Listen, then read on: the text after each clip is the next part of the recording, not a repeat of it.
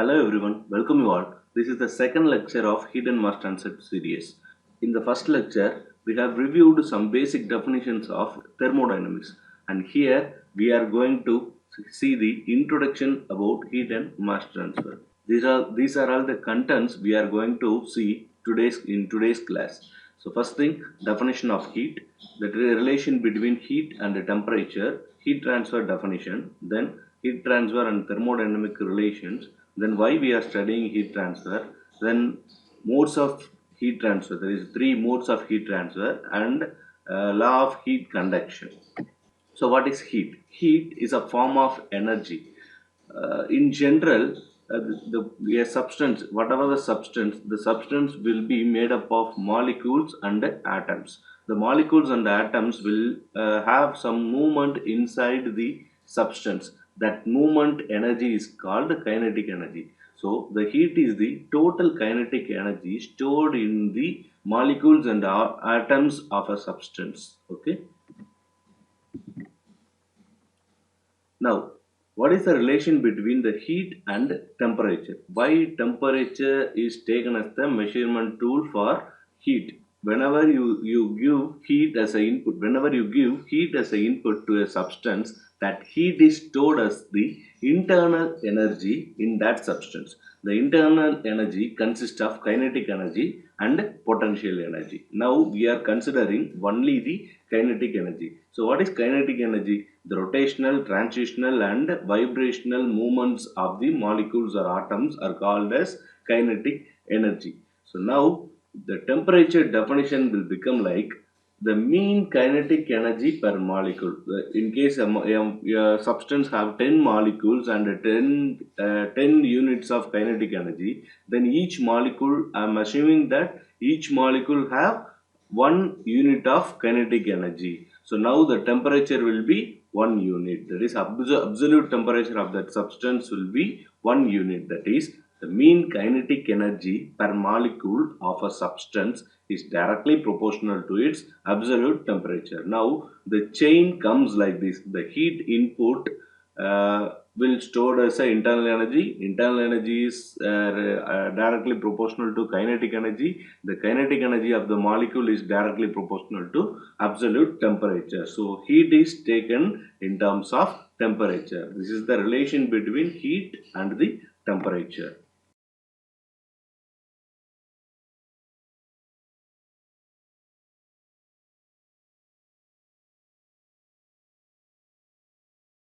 Now, what is the definition for heat transfer? You know that whenever there is a temperature gradient, that temperature gradient tends to reduce along with the time. Temperature gradient is nothing but the temperature difference. Whenever there is a temperature difference, the time passes on, the temperature difference tends to reduce. Say, an object is at 60 degrees Celsius. For example, if you take a cup of tea, your tea may be at 50 degrees Celsius and your atmosphere may be at 30 degrees Celsius. So after some time, you know that 50 degrees Celsius and 30 degrees Celsius become equilibrium condition. That is that those two substances will become at the same temperature. That is at room temperature. That is because heat transfer or heat flow takes place between the atmosphere and your tea. This is the proper definition for heat transfer. Heat transfer is the transmission of energy. So heat energy. It is a transmission of heat energy from one region to another region due to temperature gradient or temperature difference. So similarly, whenever there is a concentration difference, there will be mass transfer. So the concentration difference is the reason for mass transfer. Temperature difference is the reason for heat transfer. So that we are studying heat transfer and mass transfer simultaneously. In your previous syllabuses or in your previous semesters, you may study the thermodynamics. Now what is the difference between thermodynamics and heat transfer? I'm giving you an example. That again we are taking the same example, a cup of tea. You are taking a cup of tea which is at 50 degrees Celsius and the atmosphere which is at 30 degrees Celsius. From thermodynamics and thermodynamics law, you know that the cup of tea will reach up to the atmospheric temperature. That is, cup of tea will get. Now, take another example. You are taking a hot object that hot object may be at 500 degrees Celsius. The 1 kg of hot object. That 1 kg of hot object is kept in a pot of water. Now, what will happen? The pot of water, the water temperature will be at maybe 35 degrees Celsius. The hot object temperature may be at 500 degrees Celsius. From thermodynamics, you know that these two objects finally will get into the equilibrium condition, that is maybe at 300 degrees Celsius. The water temperature may be increases and also the hot temperature may be decreases. I'm not worrying about the boiling of water right now.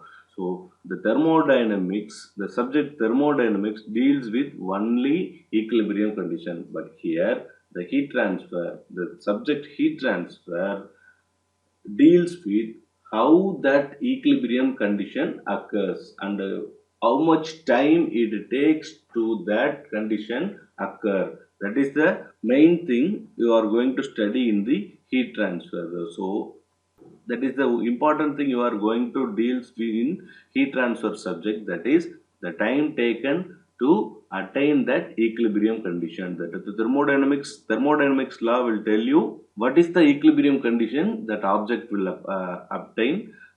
Heat transfer will tell you how that equilibrium condition or how much time that object can take to reach the equilibrium condition. Okay. Now, why we are studying heat transfer subject? That is the purpose of heat transfer subject. To estimate the rate of flow of energy as heat through the boundary of system under study. Second one, to determine the temperature field under study and transient condition. The areas are IC engines, design of thermal nuclear power plants, heat engines, AC units, cooling systems for motors and generators, heat treatment process. In all these areas, what you are going to study predominantly is the time taken to complete a process. Let me explain three problems. In the first problem, a steel pipe which is used to conduct steam from one place to another place. Let me take the steel tube like this. Maybe problem number 1. The steel tube will be which has some thickness, and this is steel material which conducts steam. The steam may be at 5 bar and 170 degrees Celsius or 180 degrees Celsius, whatever it is, and this steel pipe has been insulated with some insulation materials for about some thickness. Okay, this is my insulation material.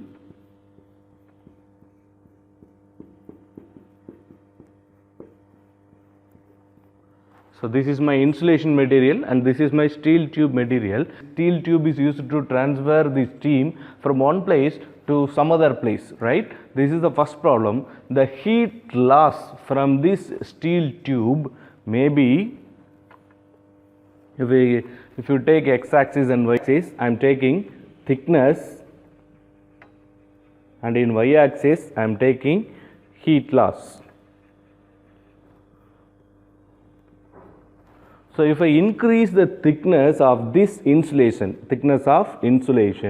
if I increase the thickness of this insulation, then what will happen? Automatically the heat loss from the steel pipe will get reduced. So if thickness of this insulation is very small, then the heat loss will be high. If the thickness is increased here, the heat loss will be very less. So the heat loss characteristics will become like this, right? This is the heat loss curve. Okay. Now let us discuss the second problem, problem number 2. In the second problem, what I am going to take is, I am going to transfer water from a place to another place. Like this, in this tube I am going to transfer the water. Assume that this is a concentric tube, and in this space there is a steam, that is condensing steam, maybe at 110 degree Celsius. So I am taking a graph like this. In this graph, in the x-axis, I am making the length of the tube. Okay. Similarly, here heat transfer. So if the inlet temperature of the water, this is the water.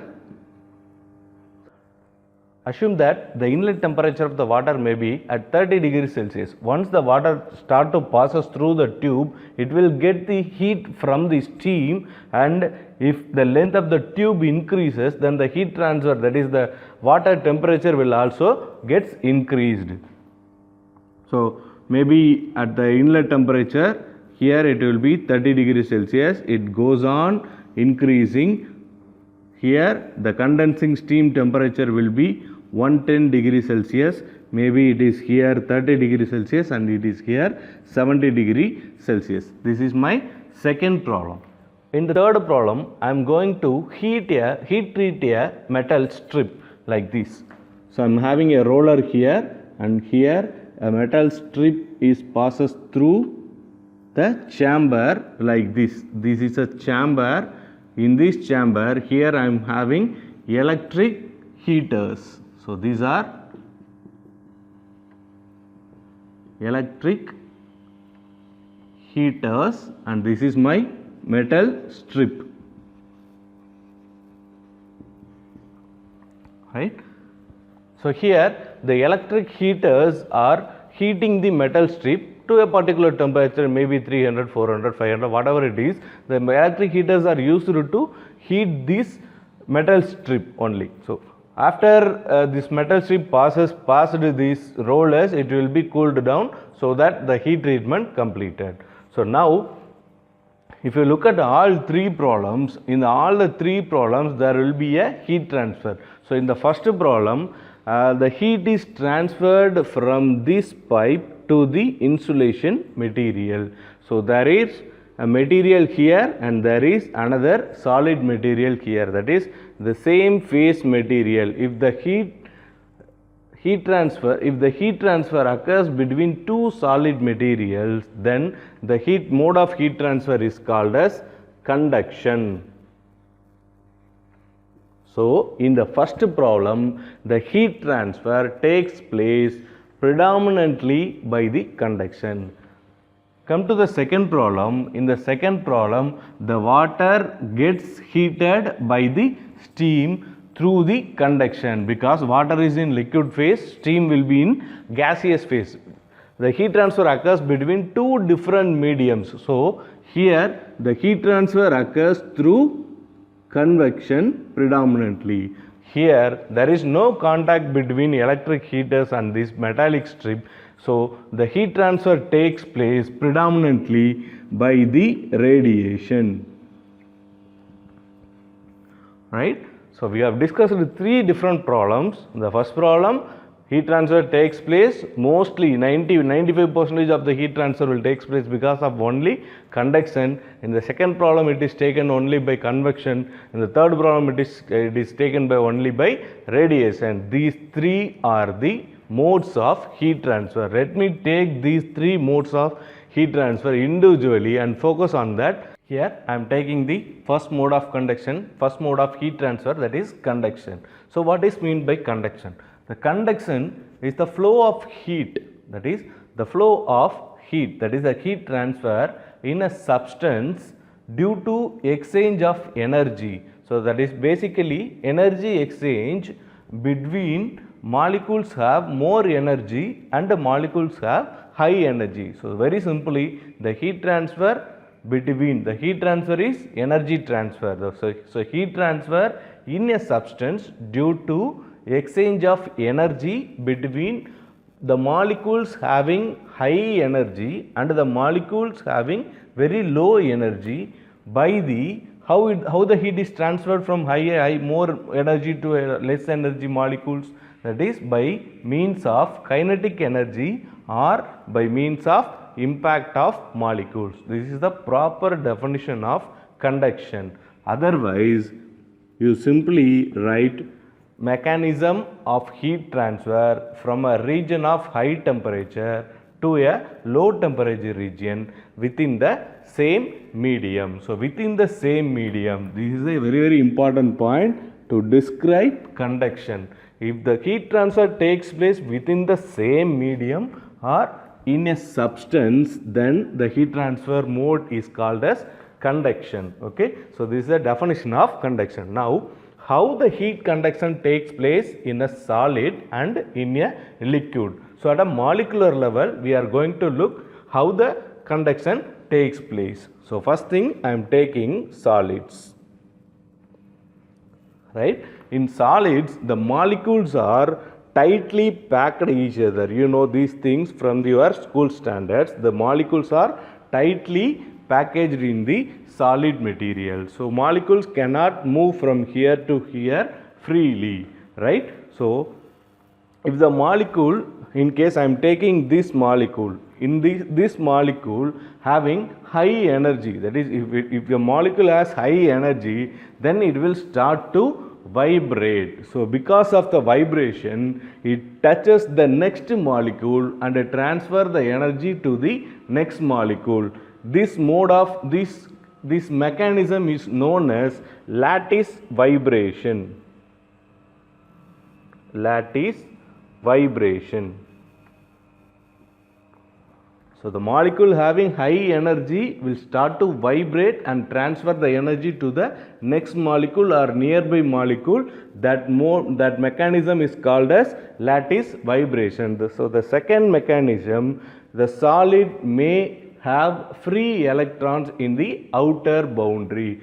Those free electrons will become a energy carrier. That energy carrier molecules will transfer the energy from one molecule to another molecules. So second mechanism is free electrons. So in solids there are two mechanisms which makes the conduction process, that is, one is lattice vibration, second one is free electrons. So let me take fluids,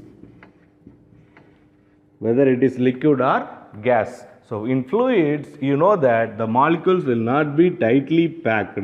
So the molecules can move to anywhere. So this molecule, I am considering that this molecule having high energy, that is more energy. So this molecule, what will do, it will start to move to the nearest molecule or nearby molecules. It will start to move to the nearby molecules and these two molecules get collide each other. That is, because of the collision, the energy transfer takes place from this high energy molecule to this low energy molecule. Because of the collision, the energy transfer takes place. This is the mechanism how the heat conduction takes place in fluids. That is,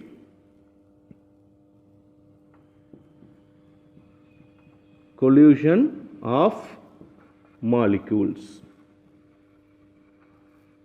Let us take the second mode of heat transfer, that is convection.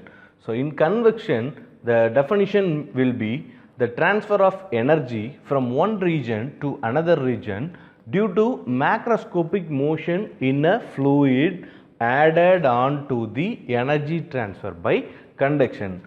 Now consider up to this only.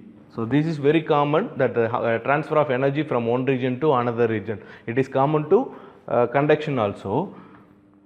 So due to the macroscopic motion in a fluid. So if the fluid is moving macroscopically, then it takes the energy from another molecule to its own molecule. That is called as convection. Due to macroscopic motion in a fluid added onto the energy transfer by conduction. Because I am having a heat here, because of the convection, this heat is convected to the atmosphere, then here it will be 30 degrees Celsius, right? So again, to make the heat transfer process, I have to make this surface to a 60 degree or 50 degree or 40 degree, anyway higher than the 30 degrees Celsius. So to make this surface more than 30 degrees Celsius, I have to give the heat input here, and this heat has to conducted to here, that is the conduction, energy transfer by conduction, added onto the energy transfer by conduction from this place to this place, and bulk fluid motion in the atmosphere will make the heat. So I am giving the heat here, and this heat has to be conducted from here to this surface, and from this surface the heat has to be transferred to the atmosphere by the convection, that is bulk movement of the fluid. Bulk movement of the fluid added onto the energy transfer by conduction. In other words, the process of heat transfer that will occur between a solid surface and a fluid medium, that is air in the atmosphere, fluid medium, when they are at different temperatures. If the fluid medium is at 30 degrees Celsius, the surface is 60 degrees Celsius, say, then the heat transfer will occur between these two medium. This is a solid material, this is a fluid material. So between the solid material and fluid material, if the heat transfer takes place, then the mode of heat transfer can be told as convection. Now this convection itself classified into two different categories, that is, one is forced convection and free convection, or natural convection.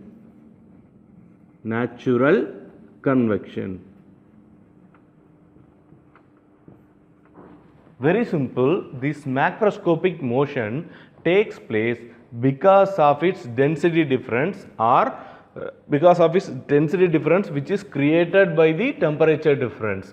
Because of this density difference or temperature difference, if the macroscopic motion takes place, then the convection is called as free or natural convection. Otherwise, you may have to move the fluid, you may have a pump or fan or blower, anything, right? If you have an external device which is used to macroscopically move the fluid along that surface, then the convection mode is called as forced convection. So using fan, blower, like external devices.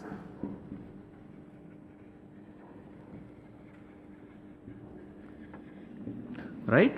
This is the second mode of heat transfer. And now the third mode of heat transfer, that is radiation heat transfer.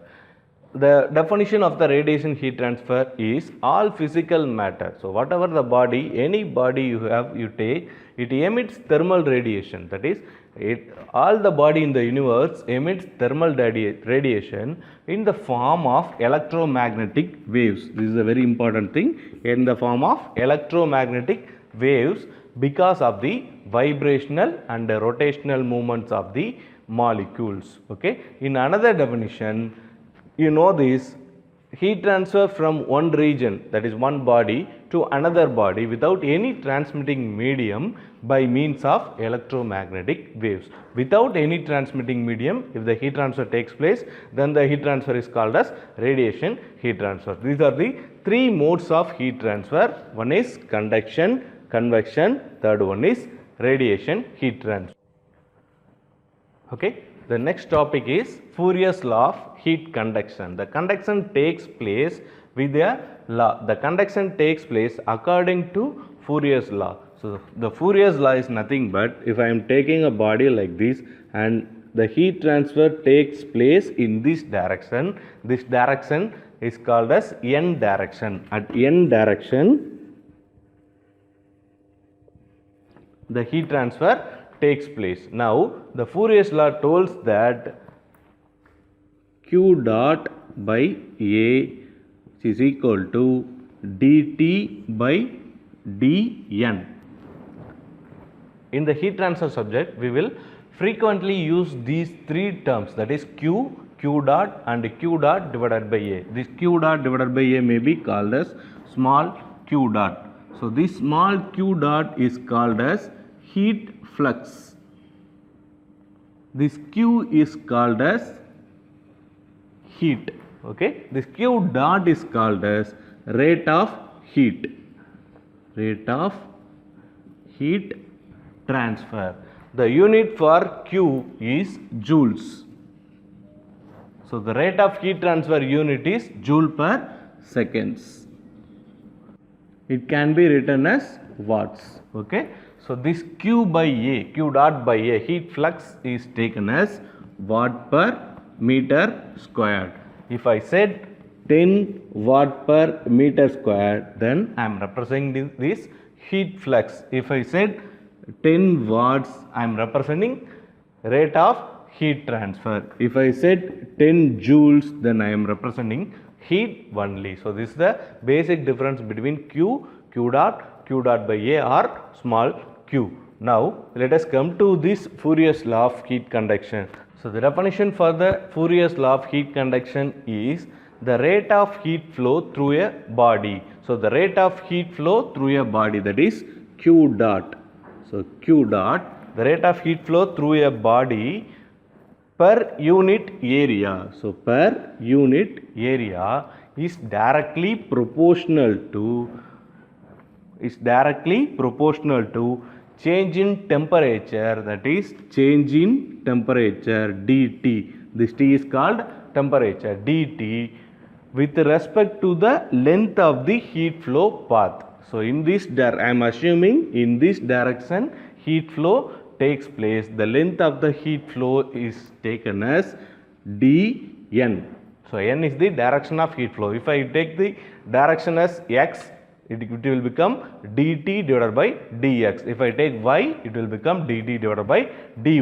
So Q by A is directly proportional to dt divided by dn. From this equation itself, you can write the definition, that is the rate of heat transfer Q per unit area is directly proportional to change in temperature with respect to the change in length of the heat flow path. This proportionality constant has to be removed in the next step, that is Q dot divided by A, which is equal to dt divided by dn. Here I am putting a value k. This k is nothing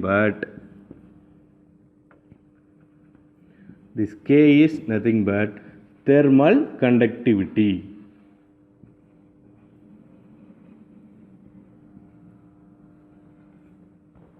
Okay, then now if I take a bar like this, okay, I am giving heat input from this direction. What will happen if this place 70 degrees Celsius is there, if this and this place 30 degrees Celsius is there, here it will be 50 degrees Celsius, here it will be 40 degree Celsius. Now the Fourier's law will be Q by A, that is rate of heat transfer per unit area, which is equal to change in temperature divided by dx. This is x direction, so I am taking dx into proportionality constant k. Now the dt value will be 40 minus 50. So the change in temperature will be in negative only. So that what we will do is we will add a minus sign here. So the Fourier's law becomes Q by A equal to minus k into dt by dx or dn. Now we will derive the unit for k. So we know that the rate of heat transfer unit is watt and area will be represented in meter squared, which is equal to here unit of k. Right. So the dt unit will be degree Celsius minus degree Celsius. So here it will be, I am making Kelvin or degree Celsius, both are equal. In the direction of n, if it is a x direction, then the length will be, if it is a x direction, then the length will be in meters. So this is Kelvin, this is meters. Now the unit of k will become watt. If it goes in this direction, watt meter per meter squared Kelvin, that it will become watt per meter Kelvin. This is the unit for thermal conductivity. Now below the definition of this Fourier's law of conduction, you just write where you know that Q represents rate of, that is Q dot represents rate of heat transfer and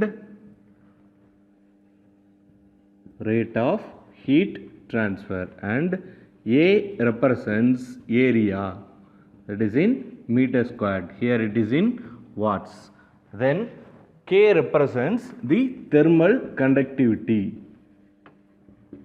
Thermal conductivity, the unit will be watt per meter Kelvin or watt per meter degree Celsius. The unit of dt, that is dt represents change in temperature, that is will be in Kelvin. dN or dx represents change in direction or change in length. It will be represented in meters. Okay. Now from this equation itself you can derive or you can tell the definition of thermal conductivity K. So this thermal conductivity K is equal to, that is Q dot divided by A into dN divided by dt. Okay. Now you can tell the definition of the thermal conductivity. The thermal conductivity can be defined as the rate of heat transfer or the heat conducted through a body. Heat conducted through a body per unit area.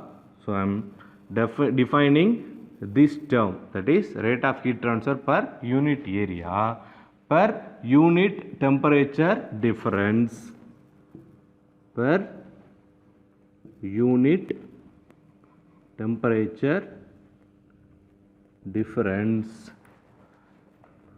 through unit length. So the thermal conductivity can be defined as the heat transfer rate through a unit length per unit area and per unit temperature difference. The unit for thermal conductivity is watt per meter Kelvin. Now just take some values at 20 degrees Celsius. K value will be, take the tabulation like this: solids, here material, and K value like this. Okay. In solids write metals. For metals the thermal conductivity value will be around 386 watt per, so I am writing watt per meter Kelvin here. For metals it will be around 380. For pure copper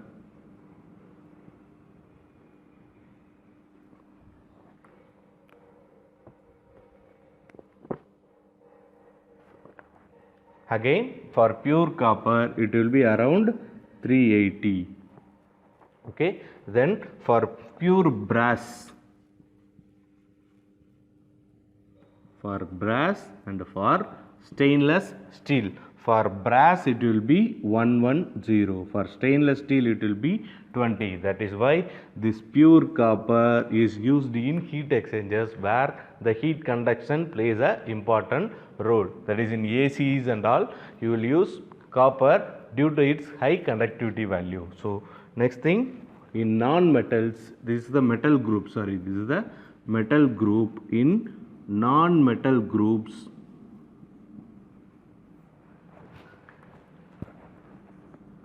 asbestos, and I am taking wood.